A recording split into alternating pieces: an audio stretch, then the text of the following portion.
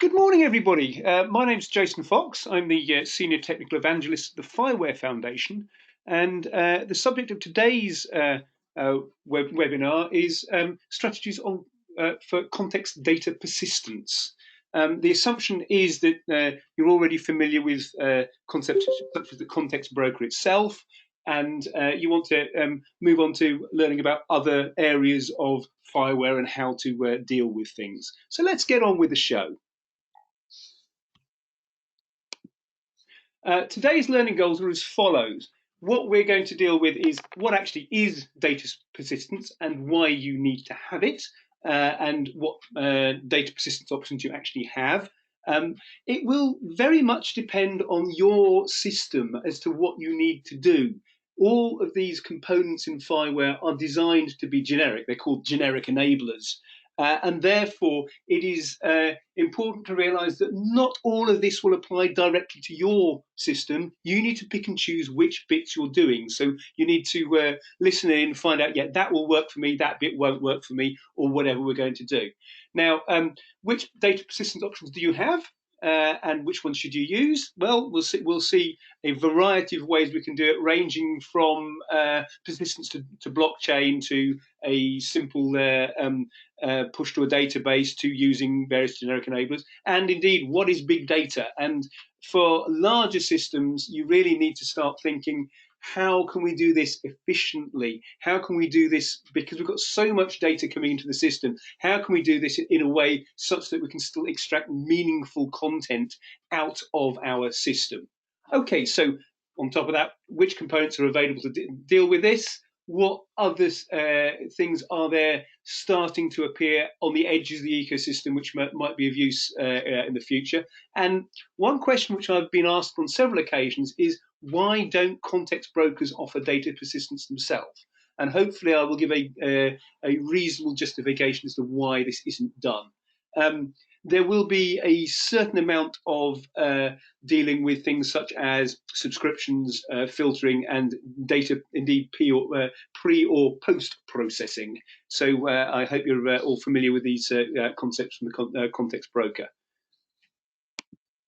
As usual, all my code is available within the tutorials FIWARE step by step. You can see how to download and clone everything. It is assumed that you understand how to use things like Docker, Docker Compose, Postman, Compass, Cygwin if you're on Windows.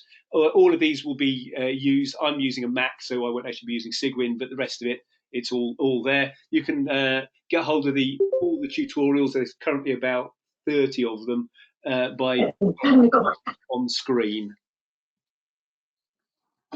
The area of the FIWARE Catalogue we're dealing with is that central block.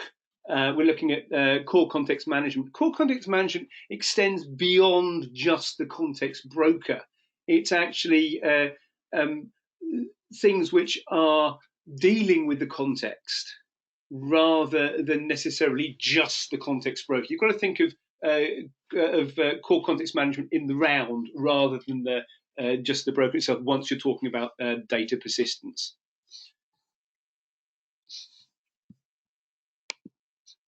I'm going to start off with a very simple example. This is my hello world for data persistence. It's a use case where I have a very small data set. If you look at the tutorials, we're talking about 4 or 5 entries because it's really small data. And the data is not changing very much. So I am not worrying about throughput. I'm not worrying about lots of stuff coming through all at once. I'm not worrying about if this is going to be lossy. It's going to be a one-off simple step. And all I'm going to do is, and this is indeed how every single data persistence component works, is I'm going to write a subscription, listen to that subscription, and then do something with the data that's coming through.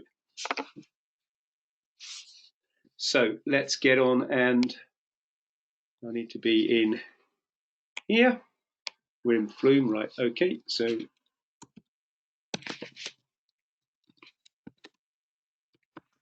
Mongo-DB. Let's run this, stopping and start. So the first, we're not using that yet, but we will be going into localhost 3000, which is my little tutorial. And it's not there yet, but we'll get there in a second. Yes, it's creating the bits and pieces. Just wait for the thing to load. Whilst we're doing that, we can have a quick look at the relevant part here. All I've got is my little tutorial thing, which has got a series of, it's just a Docker container which is listening on the tutorial app port. The tutorial app port in this case is 3000, and we are now successfully running. And it is there to get hold of information. So as you can see from the standard tutorial, we have got things like buildings, and our buildings have got a name and an address. Now, there is a problem here in that the context broker uses, I've got to get this the right way around, it uses, I think it's alphabetic ordering. So it's based on your ASCII characters. So you'd have, because obviously your IDs of your entities will be URNs, and therefore these are ordered lists. And this is not necessarily the case of what you actually want in all of your data. So, for example, you can see in this particular building, we have umlauts over the O. And there are plenty of languages where, for example, you have accents over your A's, or your grave accent or stress accent. And the question is this to be dealt with as a separate character? Or is this to be dealt with as just another letter A or letter O? If you're Swedish, for example, your A with umlauts or the equivalent is considered a separate letter. If you're Spanish, your A with an accent over it is considered just an ordinary A when you're doing alphabetic sorting. And it's not something which is easy for the context broker query language to deal with, because it's dealing in alphabetic rather than natural language sorting. So you need to use some sort of regex to get things sorted. So what I'm going to do is I'm going to duplicate my set of buildings into a component which is more easily able to cope with how to deal with language. And having said that, all I need to do is one simple subscription. Control Shift plus plus.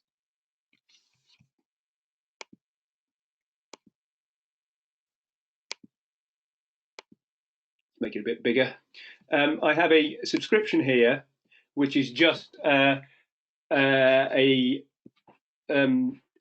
for everything for my stores, and it's going to my tutorial application. Indeed, you can see the payload more clearly here. But the important thing here is what I've got here is on my notification, I'm just using key values, and I have already set a value which is expired. So this will be a one-shot notification. And if I send it, there is a 201 create. I've created my subscription, and I can see what's actually happened by just reading what my subscriptions have done. Again, it's just a get hold of this all subscriptions. It has said this is expired, and its last access code was 204. And it means it's fired once, and it's sent all my data once. So if I now go into Compass and log in and connect, I have all of a sudden, not only have I got my entities within my context broker, which you can see the data in here, address object, postal address, and it's an object, and it's structured not in a fashion you'd necessarily want to get hold of. But I also have a new database called Address with buildings in it. And indeed, this looks much more simple to actually understand. I've just got my address and my name, and I've got a verified factor in there as well.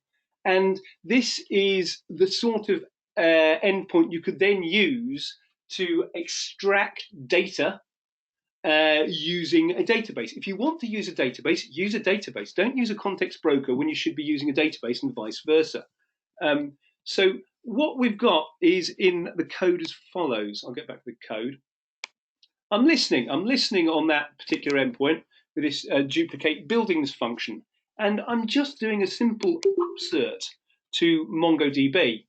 You can see from the code is that I'm just, when I receive a subscription, I have a body, and the body has data, and the data is an array of entities. This is all defined in the NGSI standard.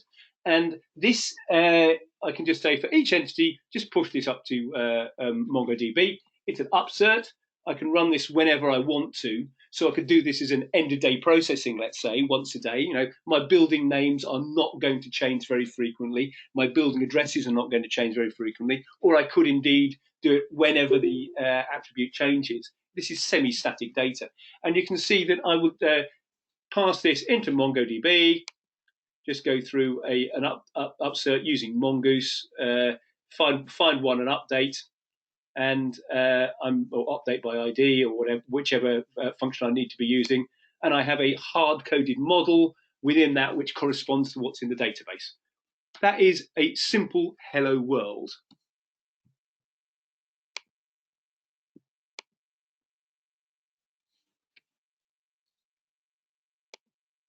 You can see that the important part to any data persistence element is that one subscription query. The one subscription query is how the second element listens to the context. The context could be coming from various locations. It could be augmented by registrations. It could be all sorts of different things. However, there is a query language which can narrow this down to certain events within that set. And this is modified by the filtering options shown on the right. You have either specific IDs. I want to get the information for this store. I want to get the information for this device. Or in this case, an ID pattern. I'm saying a .star, which is a regex of saying anything. And then I narrow it down by using a specific type. You could also do the same with a type pattern, in that that could be a regex. Furthermore, you can narrow down using a Q parameter, which I'm not doing in this case, or you could actually decide which attributes you want to get hold of. You can get hold of the data in standard NGSI format, but I decided to get hold of it as a key values pair because I'm doing a very static, doesn't scale, doesn't modify system. I just want my addresses. And this little trick of putting either an expires in the past will mean that it'll just run once, or you can indeed, if you have lots of data coming in, use the throttling parameter. Advantages and disadvantages of this, because this is not the only way to do things.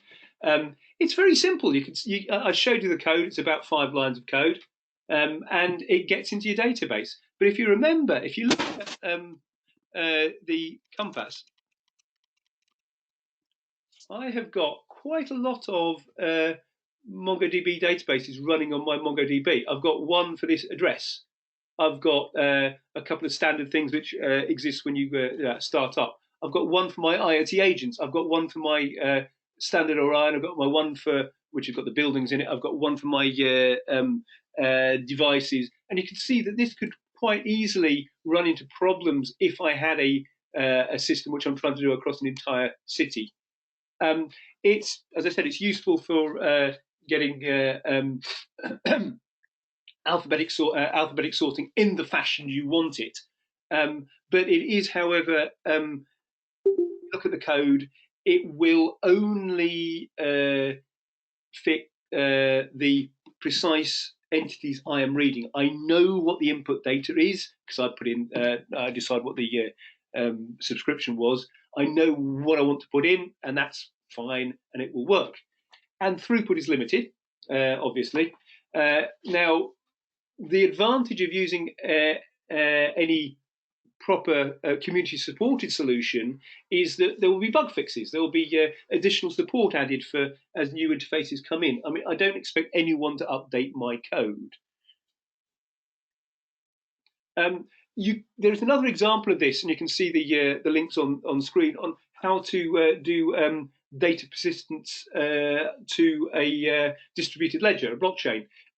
This is, again, very similar. You have a initial subscription, which is then goes through a custom persistence component, and it would then, instead of doing that Mongo-DB step, it would actually do and send the data out to the in this case the IOTA Tangle.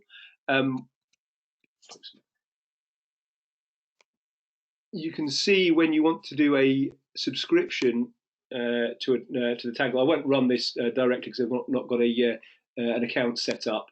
But what you do is you can send a series of data which is associated with your registered stuff to the blockchain, and then the data itself.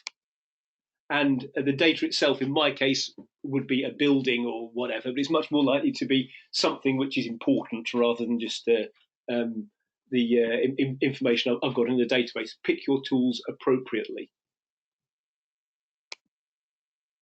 You can, of course, massage the data. All I did was take the elements from my request. Okay, so let's move on to looking at something which is part of the FIWARE Catalogue. We'll start off by looking at the Cygnus, which is based on Apache Flume. Again, you can look at the diagram on this page, and it looks just the same as my simple example, except it's now part of the FIWARE Catalogue. This one is based on Apache Flume, which is a mechanism of getting data from A to B, collecting and aggregating log data. And the important thing to note about Cygnus is that Cygnus is listening on separate ports for each database that it supports. So in this case, we're going to push something to MongoDB. It's going to be on port 5051. It would be a different one if it was, say, to HDFS or to DynamoDB or CCAN or whatever. And it's configured by config files. Now, it depends on your personal preference as to whether you prefer to do stuff graphically or you prefer to do stuff config as code. And the idea here is that it's all done by config files. Going back to our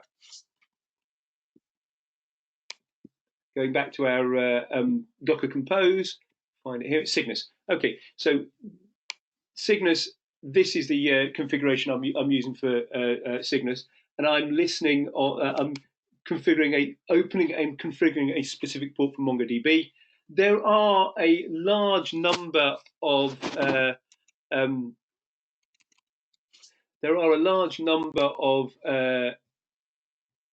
configurations you can go for, depending on whether you want to do it by Docker or you want to do it directly from the files. And it depends on, do you want to split the data by service? Do you want to split the data by entity type? Do you want to capitalize things? You'll have to look in the documentation to find out the full stuff here. And obviously, it's all based around Apache Flume. So if I look at my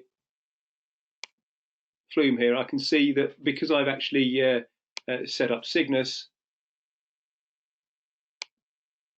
again, just looking at going on to the version endpoint here, just do a get. I can see that Cygnus is running, and I'm running the latest version of Cygnus, which is 1.18.3. Now, from version 1.18 onwards, Cygnus is capable of using listening to NGSI v2 subscriptions, and therefore it's the modern way of doing things. So we no longer need a legacy flag. When I create my subscription, you can see it looks remarkably similar to the previous subscription. However, in this case, I'm going to put some use a service path. I'm going to put the my device's data into a system, and you should be careful here in that because I've got a very, very broad query, it's going to log everything. So I send this again, and it says, "Yep, subscription's been created." And then you can check the subscription. So I always do this. Is the subscription working? It probably won't be working perfectly well to begin with, because I've not actually done very much with my device data. Last success code is a 400, which is an error, which you think, that might be a bit odd. But the reason for that is, of course, because I've not actually started up my devices. If I go to my device monitor, I can ring the bell, or more likely switch my lamp on and open the door.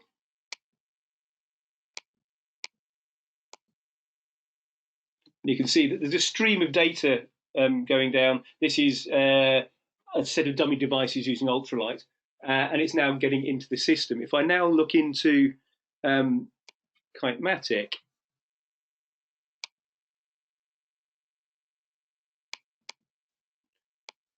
move this across. Kitematic is now receiving a load of data, and you can see all the information is coming in. It's listening to that port. It's got a lot of debug in there because I've set the debug up so high. But now, if we go back to the subscription,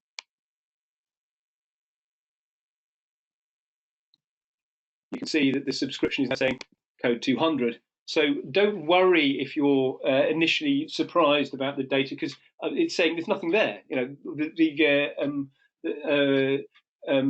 data has not started flowing yet, rather than it's definitely broken. But you do need to look at the logs and the configuration in order to get this to work. Going back to Compass, I think, can I refresh at this point? I have to restart. I can never remember.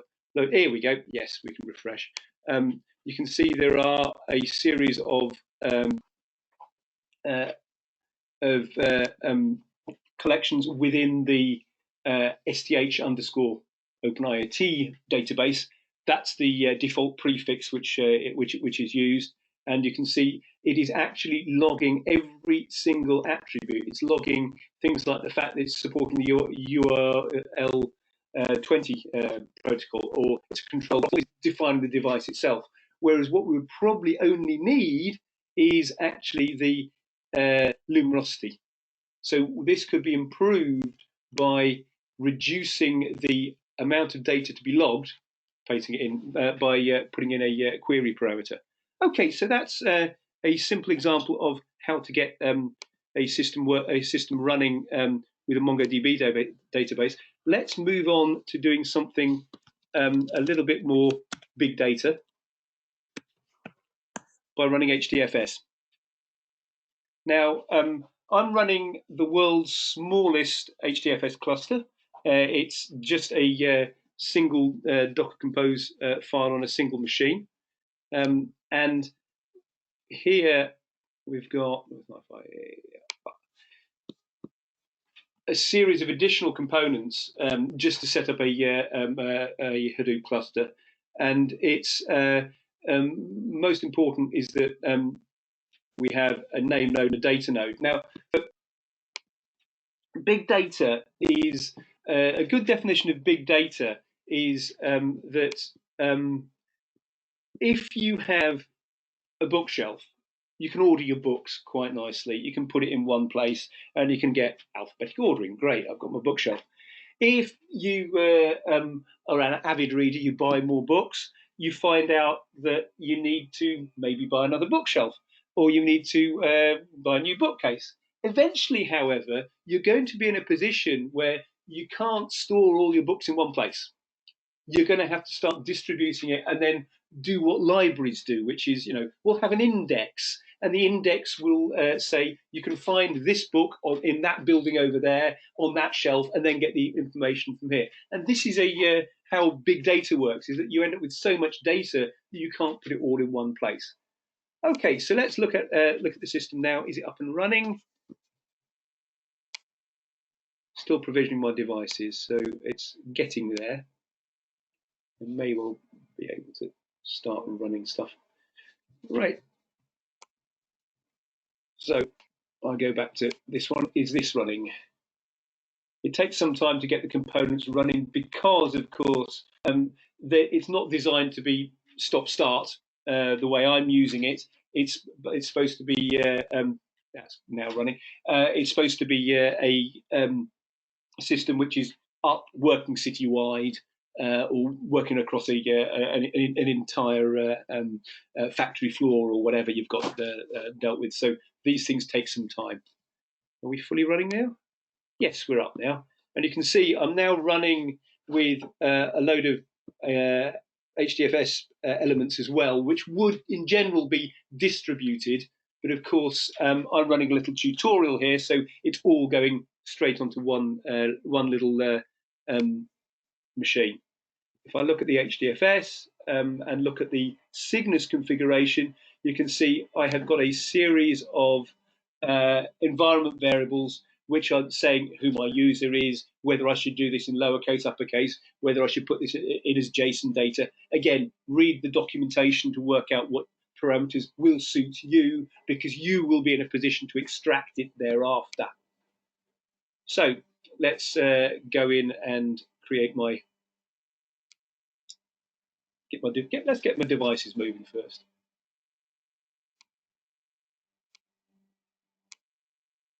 Switch on my lamp. Unlock my door. Okay, so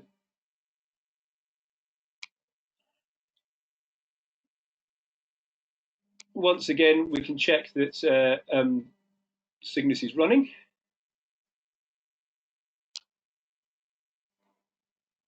Just by doing a heartbeat. This is what I use for heartbeat to check that it's up and running, it's returning data, it's listing on a port which we are expecting it to. This one's 5080. I can then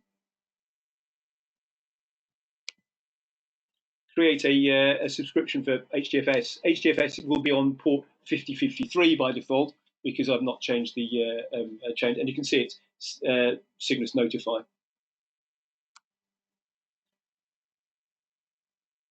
Once again, you can see that the thing has been created because there's an appropriate HTTP code. And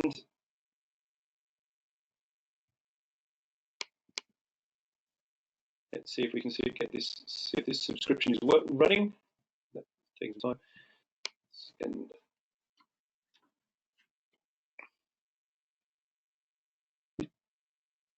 it's listening. It's been sent 3 times, and it's got some and it's sending some data.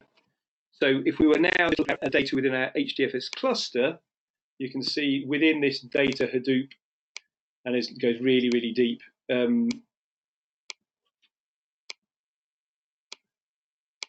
Which one is it?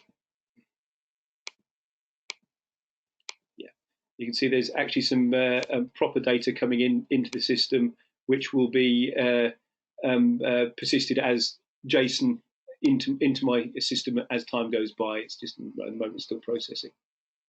Okay, so that was Cygnus. Let's get back to my presentation. There, you can, of course, because it's listening on multiple systems, it's going to go into, you can get into multiple databases. It covers things like Postgres, MySQL, CCAN, as I said. You can set up a different subscription for each one, and you would use the debug to check what's going on. So this is the older and more mature data persistence component within the FIWARE Catalogue. There is an alternative which is called Draco, which is based on Apache NIFI, and this is where I need to get this started because it takes a little bit of time to get started. So I can just stop this.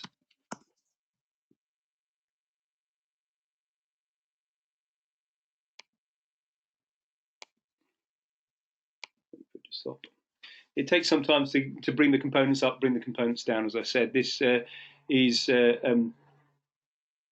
where I would usually take a break. Stopping that one.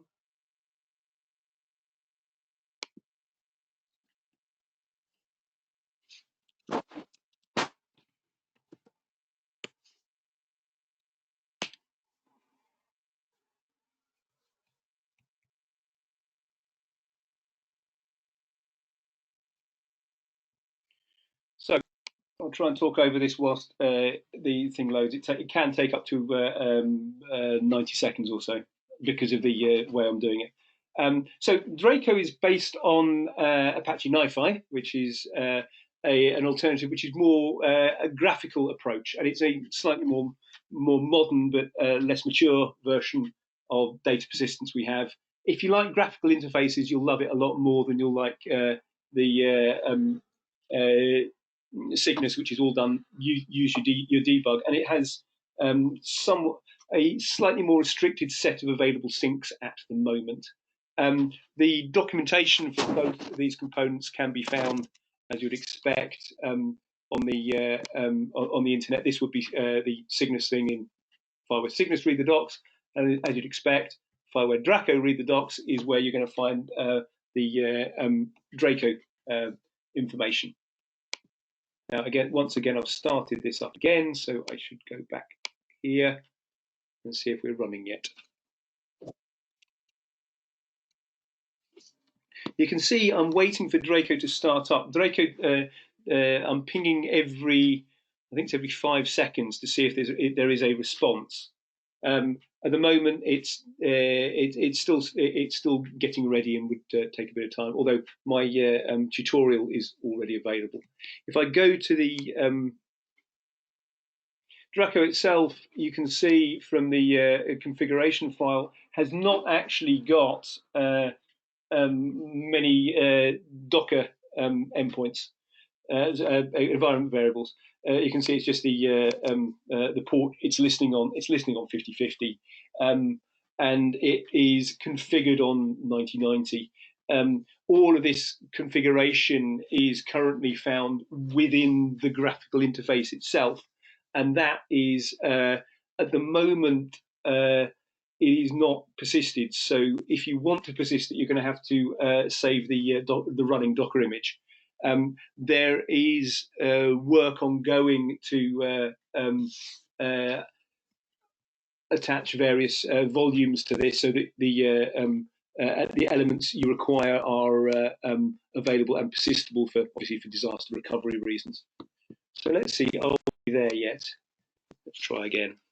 So as you can see, once Draco gets going, which can take over a minute, it is a graphical user interface, and you can use templating to decide what you're going to put in. Now, the one which we can look at is called Mongo-DB tutorial add.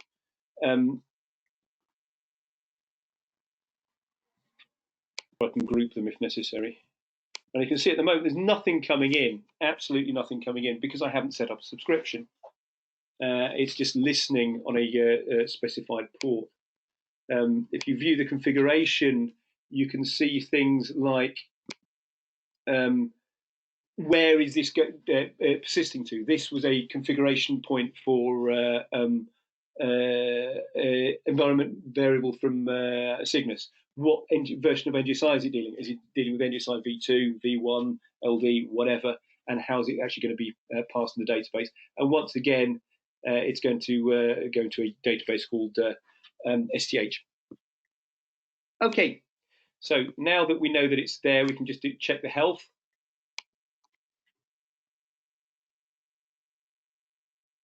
And you can see it's system diagnostics. It's running.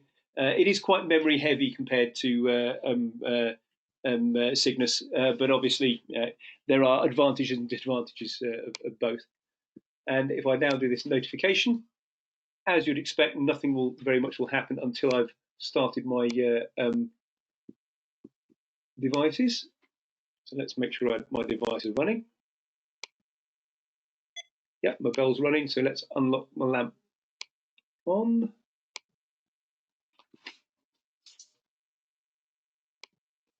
And if we go back to here and refresh, you can see there's a lot more elements which have got all the motion sensors, all the bells have got data going into the system.